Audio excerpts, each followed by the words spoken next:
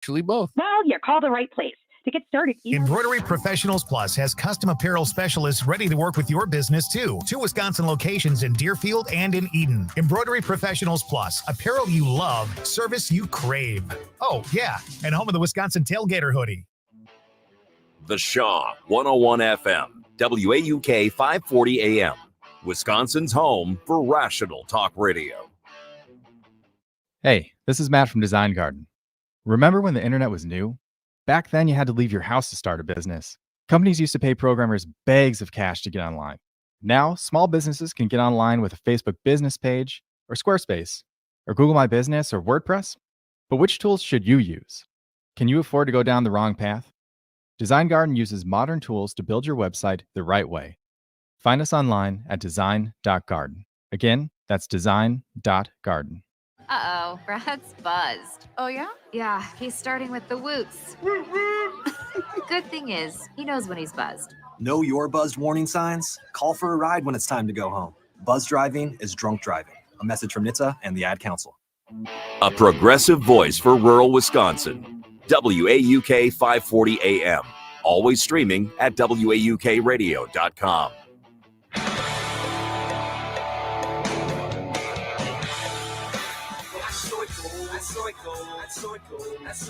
It's great to be here to speak directly to the woke mob. The liberals have basically made up this whole agenda that guacamole is made of avocados. It's not the truth. Ticked off, tee off. This is it. Scobity bobo. Scobity dog. Moving Wisconsin forward, one joke at a time. This is Kristen Bry with As Goes Wisconsin. Yada, yada, yada. Hello, Wisconsin!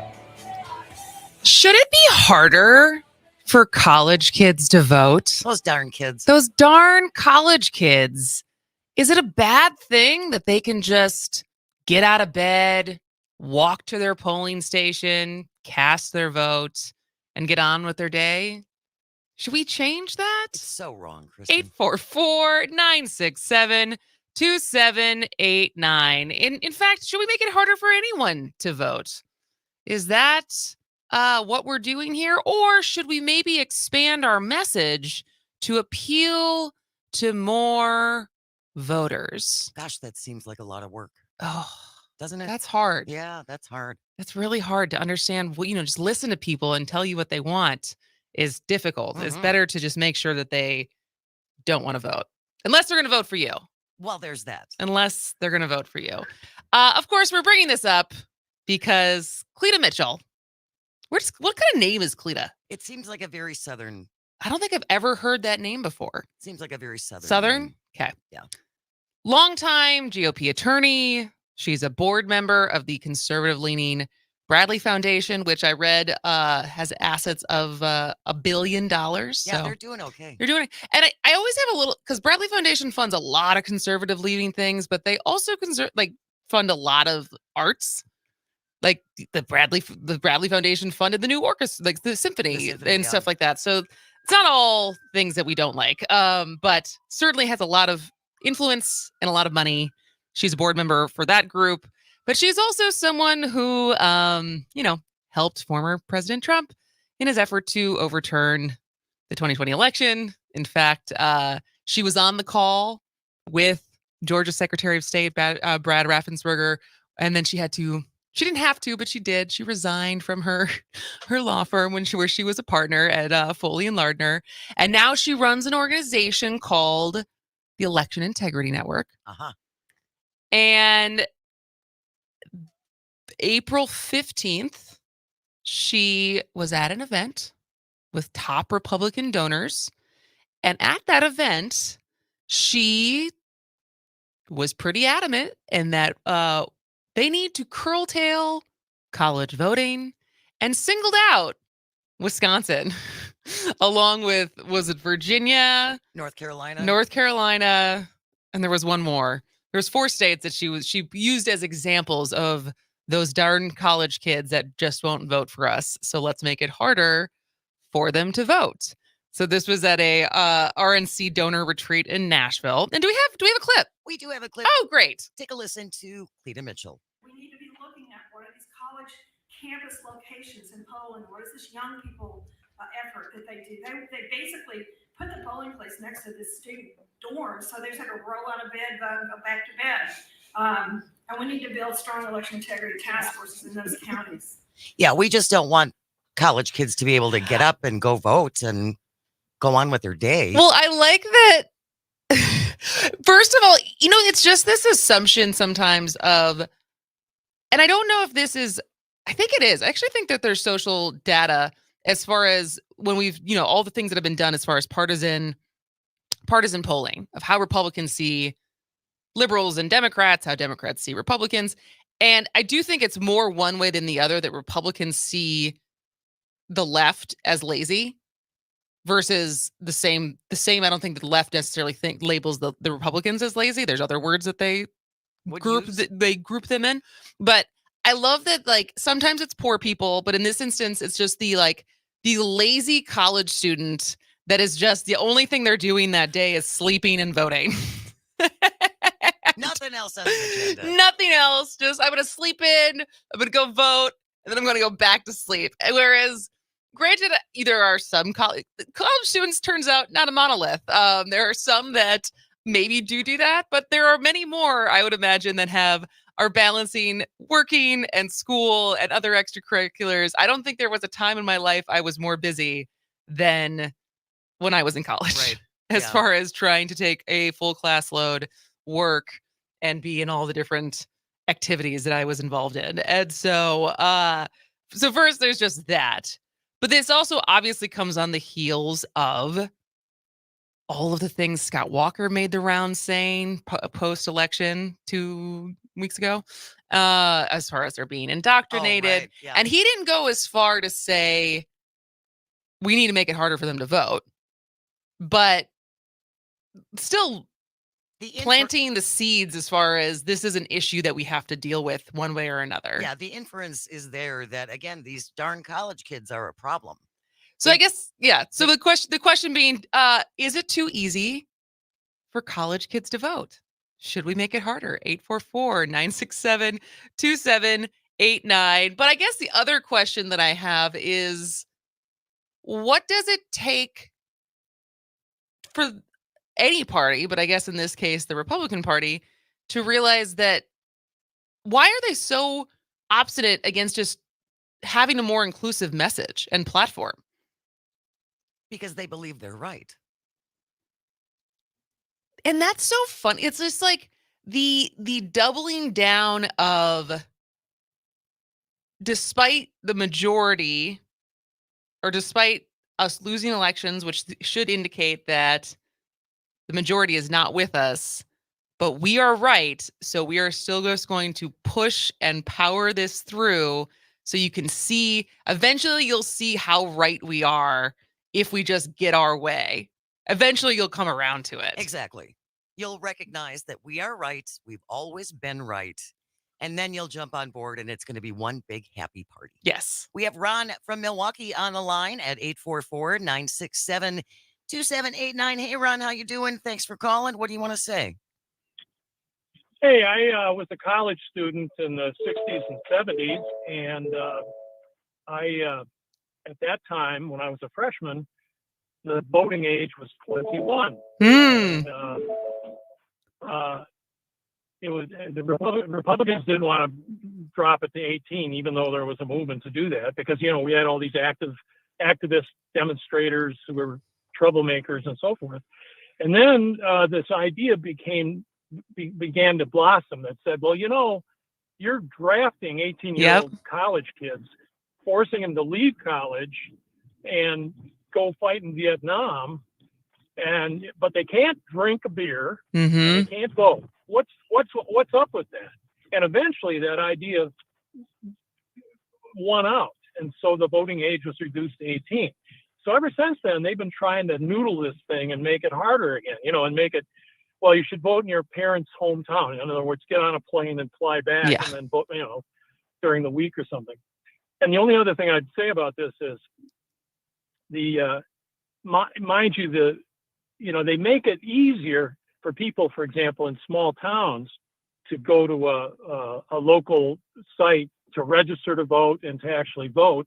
But they're all upset if anyone tries to make it easier for these college kids, because, like you said, they don't have anything else to do today. Those long lines the other day on April 4th that we saw of college kids standing in line were because there was only like one voting area in schools like Madison with 45,000 students. So, they're not being consistent here, and that's for a very good reason. Paul Weyrich, a Wisconsin conservative back in 1980, who was one of the founders of modern conservatism, was at a public conference one time and said, well, people are worried that not everybody can easily vote. And he said, hey, I'm a conservative. I don't want everybody to vote. Case closed. I actually think Cleta said something like that before. I think in the lead up in the midterms of the fall, she said something around like, we don't want everyone to vote. And I think there's a sentiment of some people who definitely believe that, because they want only the informed people, not just the people who vote against them, but as far as should uninformed, unengaged people be able to vote. And the truth is, it's our right, no matter what.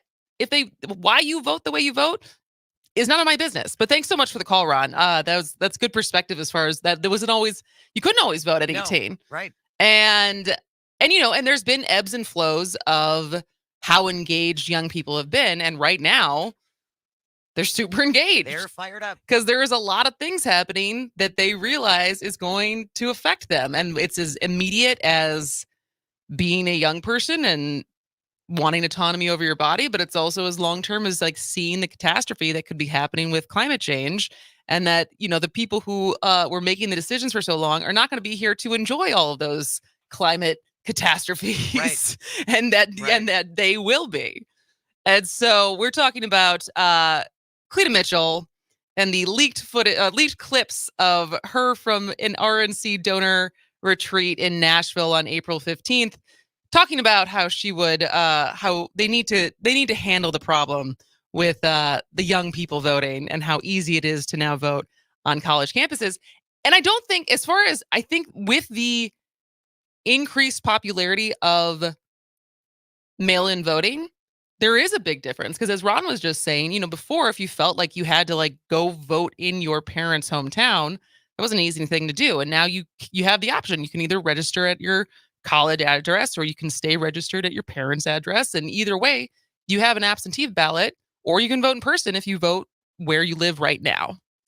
And so would love to hear from you as far as how does this just impact, when you hear things like this, especially if you're someone who's more moderate, you typically vote Republican. Isn't it embarrassing? I feel like if this was my party, I would be embarrassed as far as this is the tactics we have to do to win, because there's an entire demographic that just is not on board with what we're selling. They don't like your policies. We have a message on the Facebook Live where you can always watch Jane and I on As Goes Wisconsin on Facebook, YouTube, Twitter. And Scott says, during Charlie Barron's live Cripescast pre-election, a Q&A asked, paraphrased, why do Democrats eat their own? And it was said Republicans are more unified on policy while Democrats are more across the spectrum of progressive stances. So Republicans are less likely to drift progressive inclusive. Oh, that's interesting. So as far as they're more unified in their message, is that what you understand that to be? I would say yes, that they ideologically, they pretty much are in lockstep. 844-967-2789. We're going to keep this going. You can text and or call 844-967-2789. All right, we'll be back in a minute.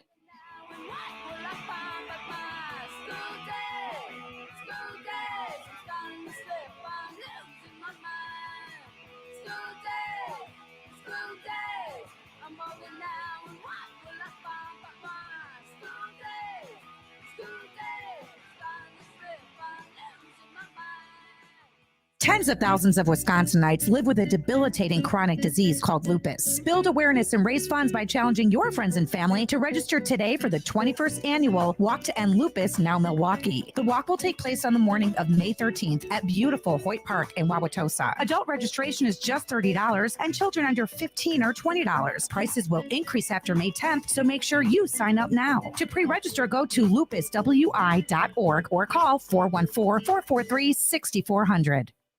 Hey, 420 friends, did you know Cheech and Chong was coming into town? Nah, I'm just kidding. Knucklehead CBD and Vapes are celebrating this 420 season just right. Whether you shop online at knuckleheads.shop, go into their store, or order online for in-store pickup, they are now offering their 420 discount, which is 25% off their delicious Delta 8 and 9 Galaxy edible gummies and their XL brand flour. So shop online at knuckleheads.shop today, or stop on into their Madison and Milwaukee locations, 550 State Street in Madison and 2949 North Oakland Avenue in Milwaukee. Look through your children's eyes, and you will discover the true magic of a forest. Find a forest near you and start exploring at discovertheforest.org. Brought to you by the United States Forest Service and the Ad Council. Weather brought to you by Taqueria Miyagi, Waukesha's authentic Mexican food truck, which is now open and ready to serve you. Find us at 1610 Lincoln Avenue in the BP gas station parking lot, or call us at 262-278-6590. Your updated forecast on the Shaw. A blend of clouds and sun this afternoon with daytime highs approaching 59.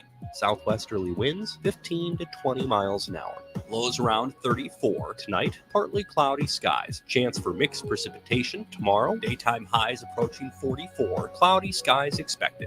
Mid-40s Sunday. Warmer on Monday with highs in the low 50s. For Civic Media, I'm meteorologist Eric Height. Currently, it's 48 degrees. The Shaw 101 FM, Franklin's choice for news talk radio. Streaming 24/7 at WAUKradio.com.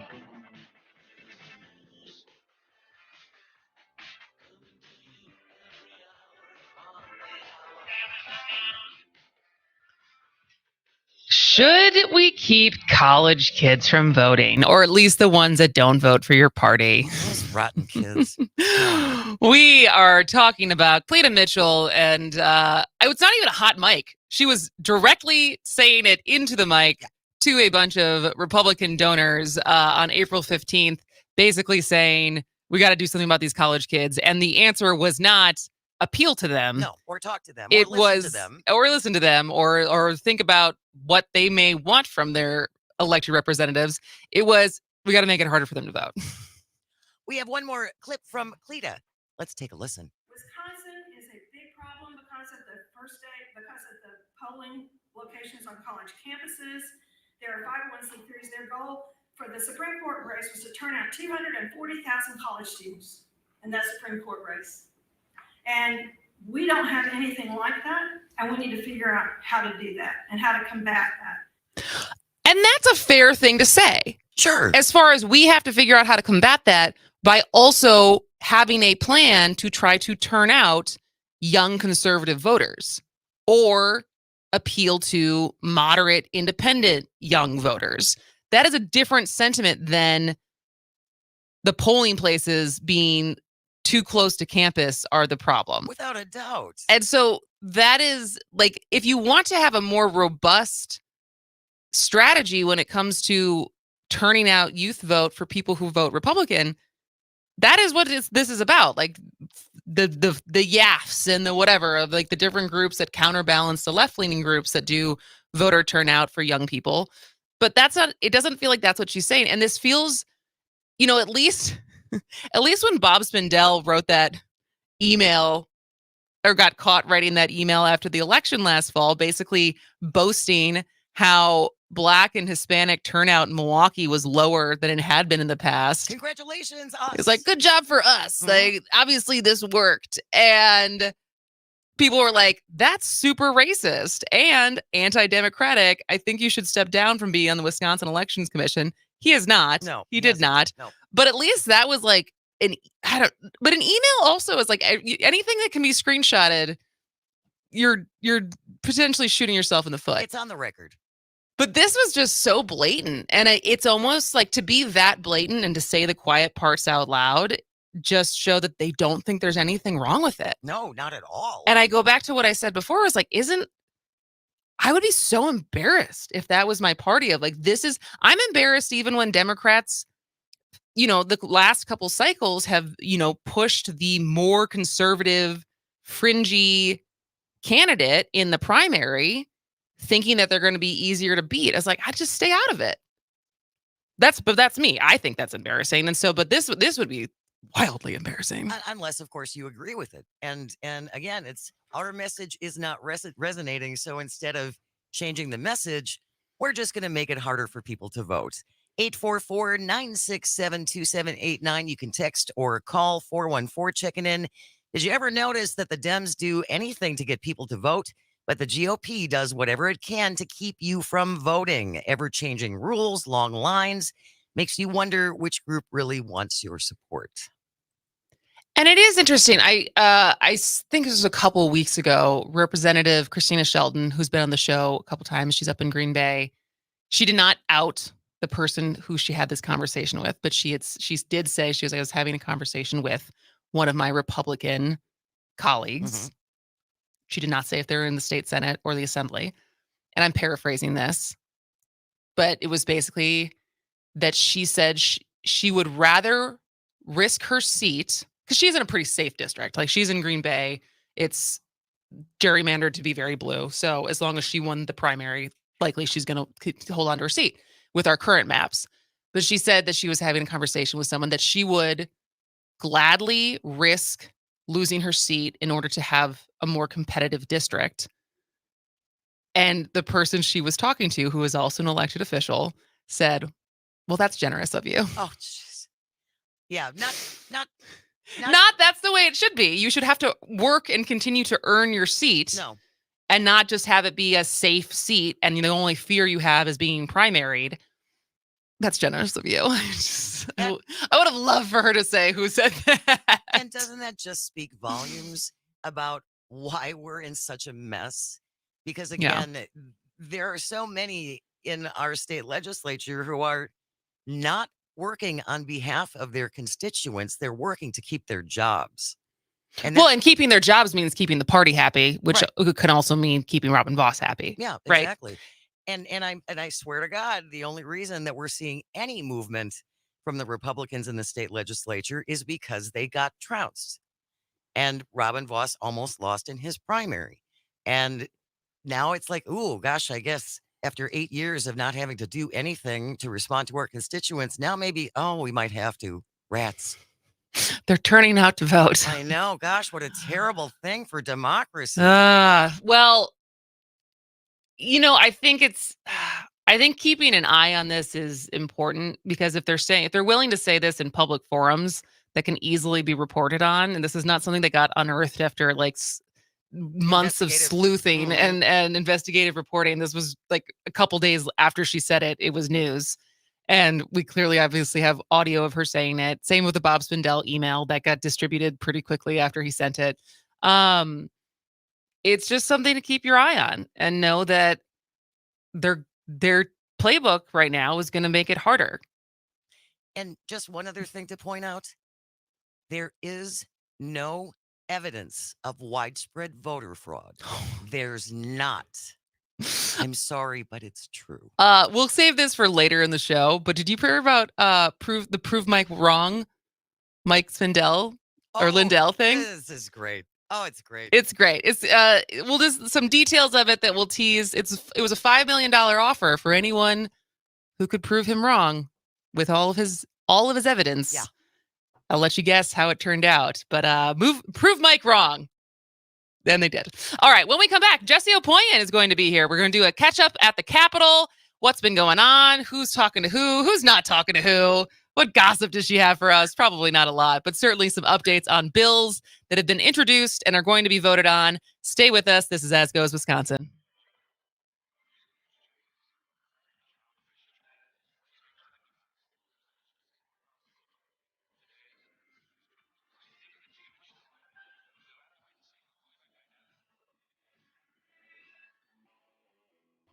Bringing some sanity to the airwaves. The Shaw 101 FM, WAUK 540 AM.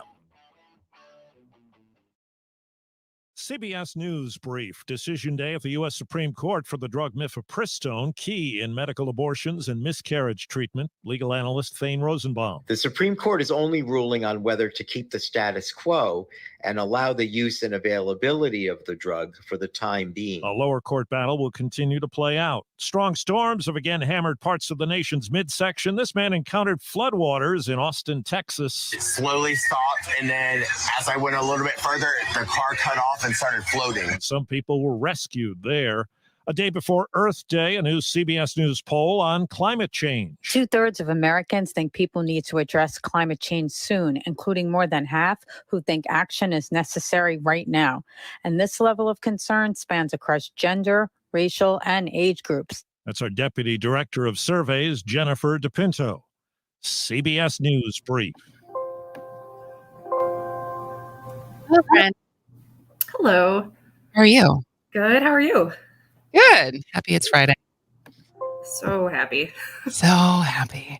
All right. Well, I figured we have 15 minutes, so I figure we'll just kind of run down and talk about what's been happening, how you're feeling post-election, if things feel slow or if they're just different.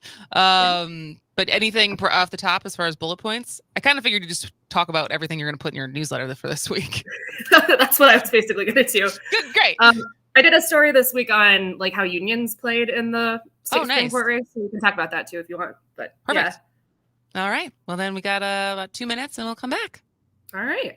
All right. Wisconsin spends on its state universities. That's according to a new report by the nonpartisan Wisconsin Policy Forum.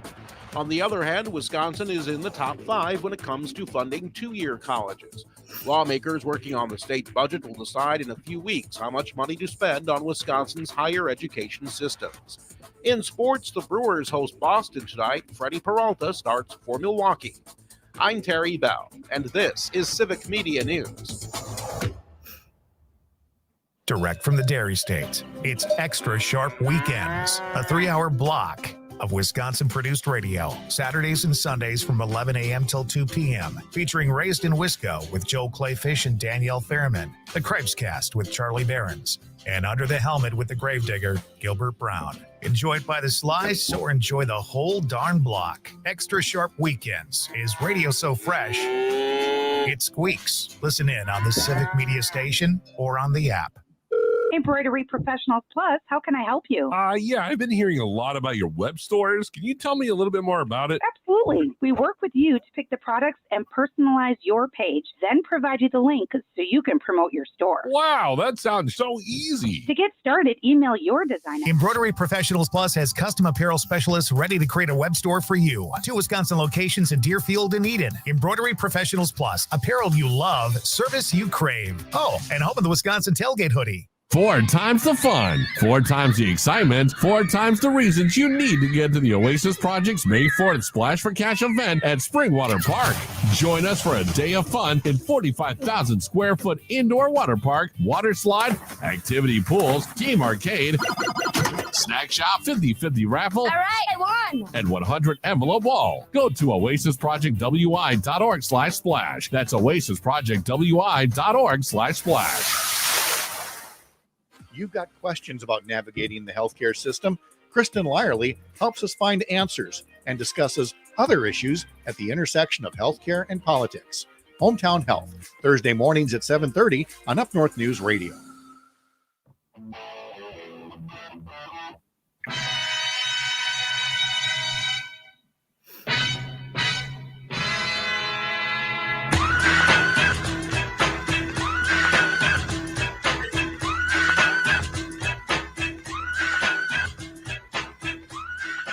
Welcome back to As Goes Wisconsin. I am Kristen Bry. She is Jane Madnair. And we are joined by Capitol Bureau Chief of the Cap Times, Jessie Opoien, to do a little Capitol catch-up.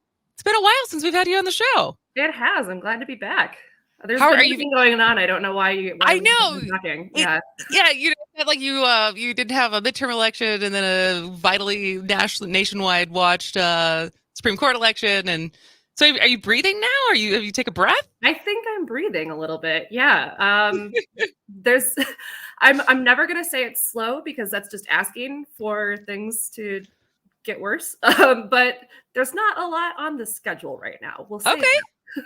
That's great. So are you doing some self-care and some me time? Oh God, no.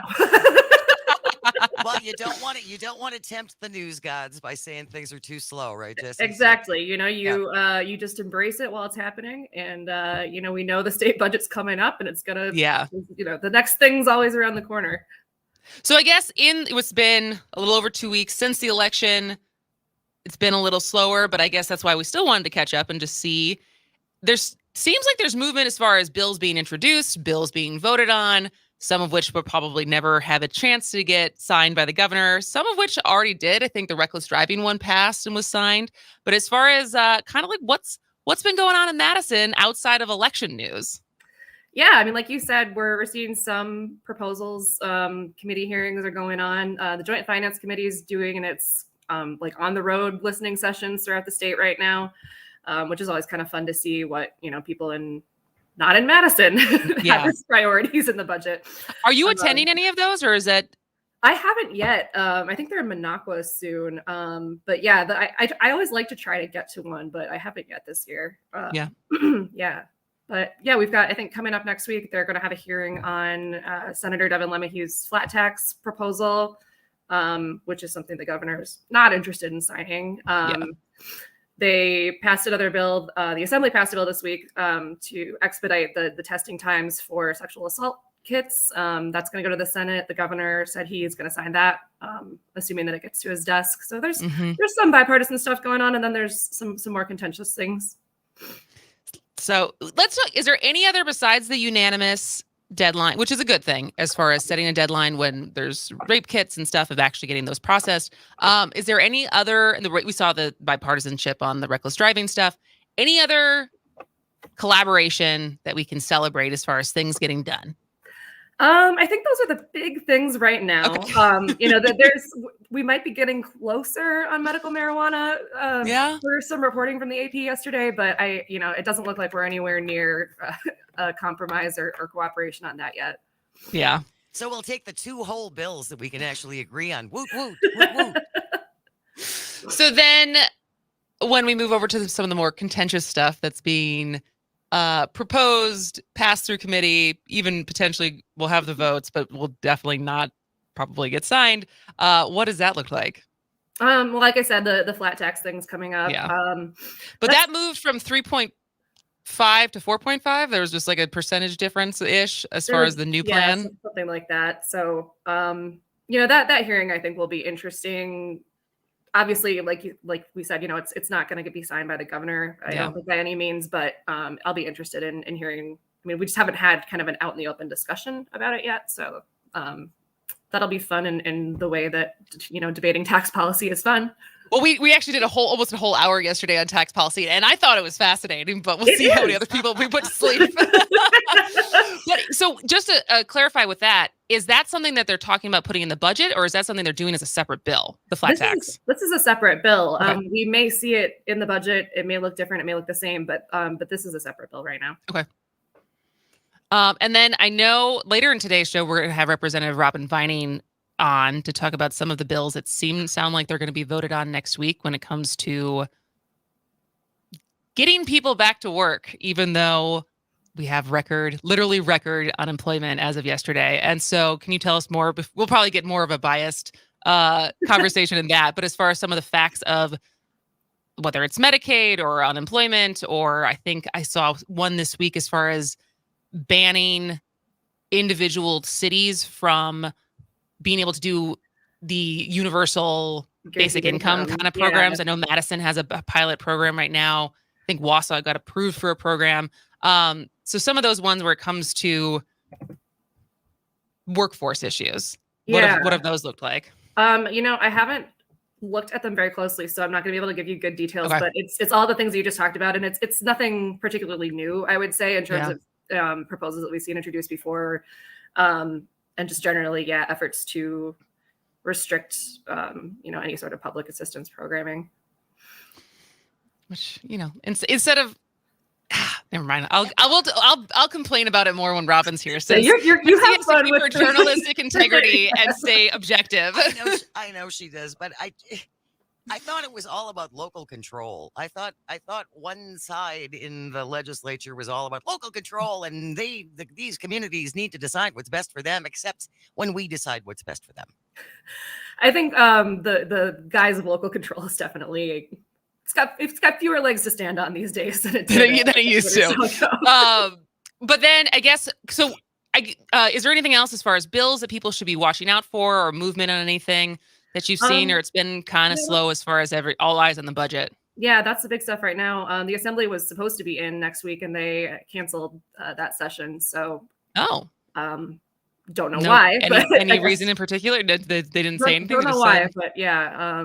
So it'll be even slower, I guess. That's a funny thing of just, we're just not going to do our job next week. And we don't have to tell you why, even though you're the ones who pay. Don't they have to fill out a permission slip or something? I mean, come on. I mean, they basically they get to say these are the days that we could possibly be in session, and then they get to decide closer to those days if there's actually anything to take up. But if they don't have anything to put on the calendar, then there you go. Well, then to pivot, I guess, a little bit back, and still I feel like the postmortem is not over for the election, because there's so much still to dissect, I think, going into 2024. And so one of the things you wrote most recently was kind of the resurgence. I don't know if resurgence is the right word, but how much the unions were involved in this election. And I think everything that I've always heard is kind of when Act 10 happened, how much that broke the unions in their ability to organize for elections. And so was some of the things you found as kind of a swing back towards that? Yeah, I actually think resurgence probably is a good word for it. Pretty much, every union representative that I talked to said, they're obviously they always get involved in elections, but they've never been so involved in a judicial race as they were in this one. This was an unprecedented level for most of those unions. I'm looking to get my number here. They at the state and national level, the unions contributed more than $560,000 to Protasewicz's campaign in the Dem Party. And that's just, the union PACs, not counting individual member donations, which we used to have an easier time tracking before some changes to campaign finance.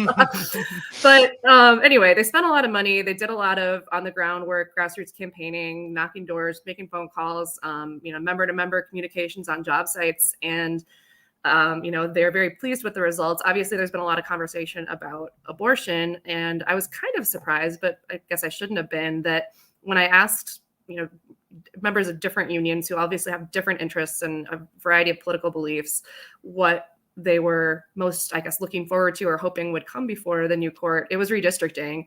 And looking at some of those, Act 10 and other policies that affected unions in the last 10 years, right to work, prevailing wage, project labor agreements, they want to see all of those things revisited. Some of them, would potentially like to see it revisited by the court, but there's also an argument to be made by some of the unions that if the state had new maps, the legislature could take action on those things in a way that might, be more in their favor than the last time around.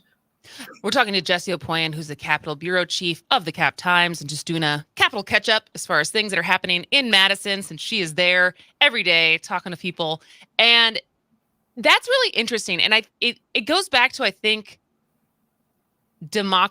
for me, always it comes back to redistricting. And I think it's whether it's the ruling, because so much of what I feel like the criticism from the right was towards Janet Protasewicz is legislating from the bench. And I would say most of us on its face don't want our justices and judges legislating from the bench. But if our only path to getting fair maps again was going to be there, then all of these other things that a lot of people care about can actually have a fair chance of being decided on by representatives who actually are representative of the state. Yeah. And so it's interesting that was the connection of the unions of being like, well, listen, if we can get back to fair maps, some of this stuff that we care about doesn't have to get decided in the court. Like we can actually make laws about it again. Yeah, that was interesting to me. And also because, yes, unions tend to donate to Democratic candidates, but that not every union member themselves personally is a Democrat or a Republican. There's a huge variety, and that is kind of the issue that they all, were pretty motivated by. That's super interesting. Anything else going on? Well, what else? Well, we've got the 2024 Senate campaign has begun. Tammy Baldwin's in. We've got Libertarian Phil Anderson, who has run for governor and U.S. Senate and state assembly before. Wait, when did that break? I don't think I totally missed that. At some point in the last week, he's in. But okay, so this is libertarian. Is he running as a Republican? No, he's running as a libertarian. There's still no Republican candidate. Okay. Yeah. Okay. And he's never won an election. Correct. Okay. Is he independently wealthy? He's like a real estate broker. I don't know. Interesting. So Yeah. run multiple times, never won, continues to run. Yeah. I think, he Perseverance. It's exactly. probably more than anything, just trying to push the, third party message or the argument. And a narrative. Yeah. Do you have any predictions or inside scoop as far as the people you think will run on the Republican ticket? Well, I think Mike Gallagher is still on the list. Yeah. There's a businessman from Franklin whose name is escaping me right now, who I think has pretty much said he's exploring that option. Tom Tiffany bought some domain names this week to at least explore the possibility, but also has said that he would like to see Gallagher run. So those are interesting. And then there's always sort of the perpetual: will Eric Hovde run, or will he not, or will he, fund a candidate? Yeah, well, I don't think he has run for anything since 2012, but he kind of thinks about it every time. Yeah. So, we'll see. Do you think the perception is, Jessie, that Tammy Baldwin's going to be tough to beat?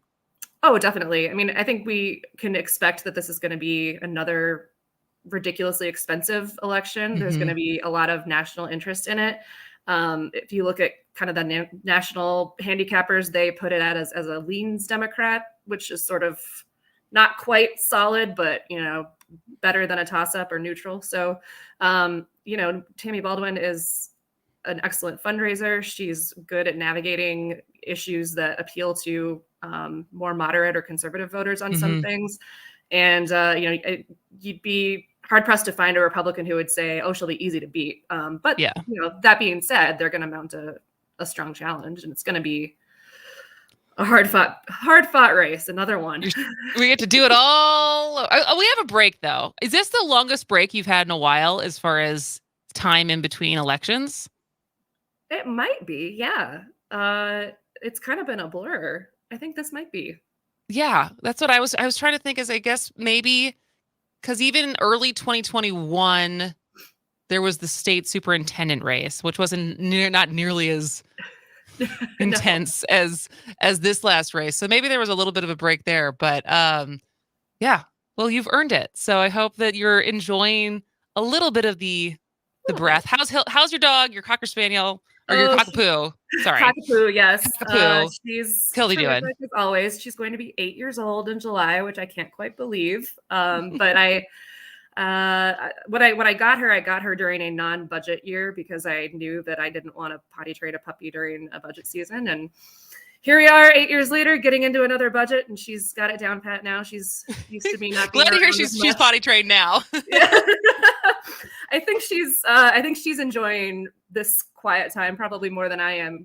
She's like, wait, you're leaving me all the time.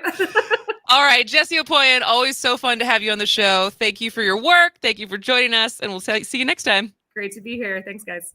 All right, stick around for the Brew Quiz, headline quiz of the week. This is As Goes Wisconsin.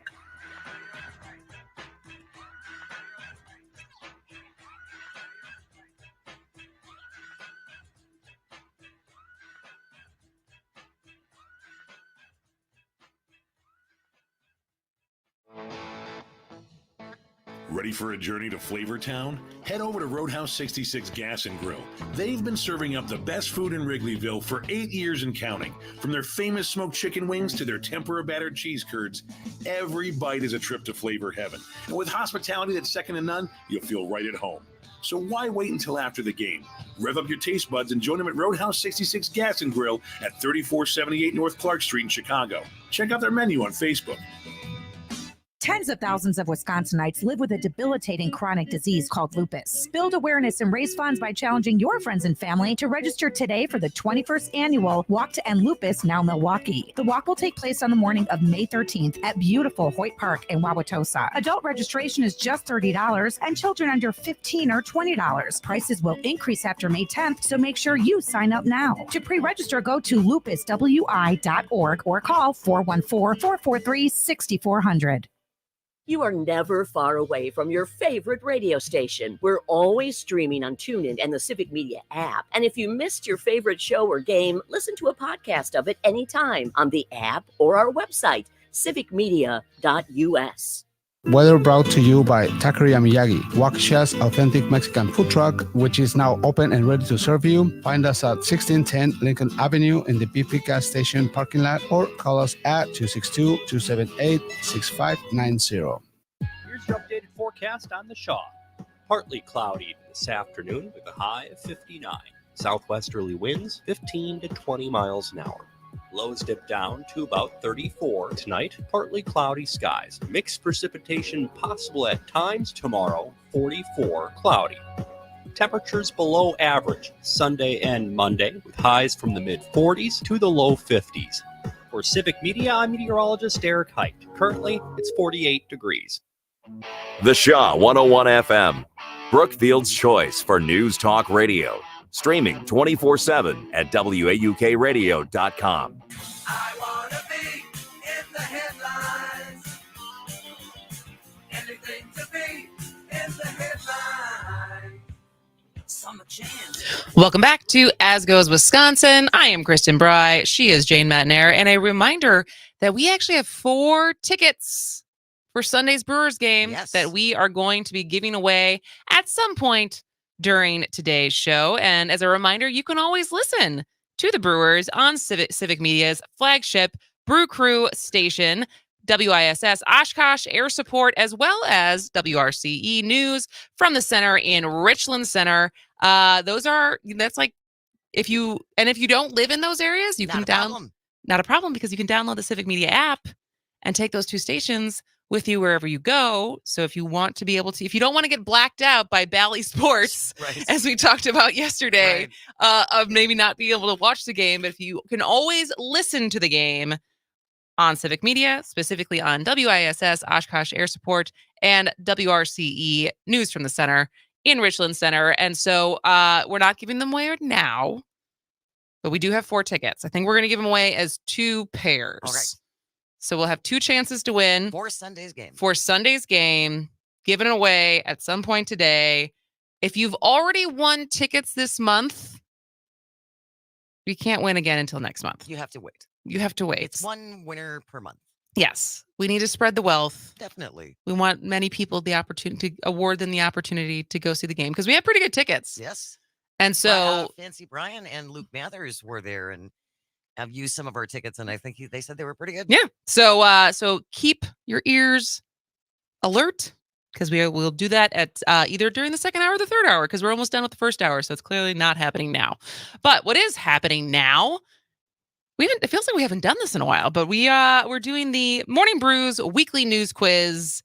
This is where I get a lot of my news every morning. It's very quippy, the way that they write their newsletters. It's good variety of things that are happening in the world, and they do fun things like this that we can then do on air. I love it. So basically it's 5 different questions, multiple choice of news that happened this week, and we're going to see if we can get a perfect score. All right. Question number 1. Which bank did Apple partner with to launch a high yield savings account? Now, I knew that they launched the high yield savings account. I don't think I remember which bank they're doing this with. No idea. JP Morgan Chase, Bank of America, Morgan Stanley, Goldman Sachs. I'm going to say Chase. And I'll say JP Morgan. That's the same thing. Oh. It's JP Morgan Chase. Oh, sure. Of course it is. Not to be confused with Morgan Stanley. Oh, okay. So what are my choices? JP Morgan Chase, Okay. Bank of America. Bank of America. All right, you're going to be. I'll go Bank of America. Number 2. What are Starship's engines called? Is that the Elon Musk? The one that one just went kaplooey? The one where it was a what was it? It was an unscheduled disassembly. Kapoom. What are Starship's engines called? I may not do well in this either. Either Raptors, Pistons, Doges, or Super Mega Boosters. I kind of want it to be Super Mega Boosters. I feel that. But I'm going to go with Raptors. Okay. We'll see what it ends up being. Number 3. Who recently became the highest paid player in NFL history with a $255 million contract extension? Lamar Jackson, Justin Herbert, Joe Burrow, or Jalen Hurts? Jalen Hurts. Yes, that one I know for sure. Okay. And also, his agent is a woman. Cool. She's one of the, that's the highest. I mean, it's the highest ever, but also there's not a lot of NFL player agents that are women. Right. And so, all right, number 4, which popular young adult franchise is reportedly getting a television reboot? This is a terrible idea. Twilight, Artemis Fowl, which I don't even know what that is, Divergent, The Maze Runner. It's not Harry Potter? I'm going to say Twilight. I think the Harry Potter's for sure happening, but Okay. that was older news. Okay. Then I'm going with Twilight. Okay. I will also go with Twilight. And then number 5, an AI-generated song that mimics which 2 artists racked over 10 million views on TikTok last week? Dove Cameron and Khalid, Drake and The Weeknd, SZA and Phoebe Bridgers, Sam Smith and Kim Petras. The only recognizable person to me is Drake, so I'll go with that one. All right, let's see how we did. We had 4 out of 5. Hey, Not bad. that's not too shabby. The first one, and then we both were wrong with the bank. So Oh. Apple released a savings account with Goldman Sachs. Oh, all right. So Starship's engines are called Raptors. See, that just seems like an Elon thing to me. Ooh, let's Super Mega Boosters doesn't seem like it. I feel like Raptors implies danger. Jalen Hurts became the highest paid player in the NFL. Twilight is getting a television reboot.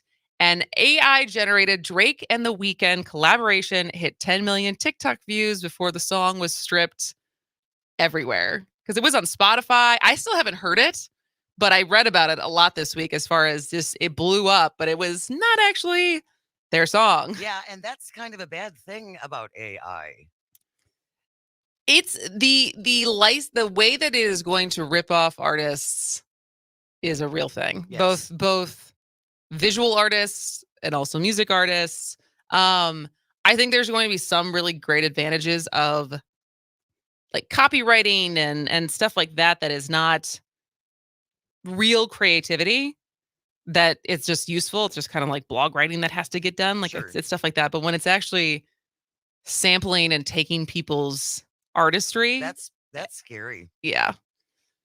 But all right. Well, when we come back, we're going to talk later in the show. We said we have Robin Vining coming up. Yes. And then in the last hour of the show, there's 2 things being celebrated tomorrow. There's Earth Day, and there's also Record Day. Record Store Day. Record Store Day, which I didn't know was a thing. But we're going to have a downtown Waukesha record store owner, Dan Schneiderman. It's Vinyl Vault Records. Vinyl Vault, yes. And I just passed it this morning. Perfect. And so, so it's downtown Waukesha. So he's going to be here.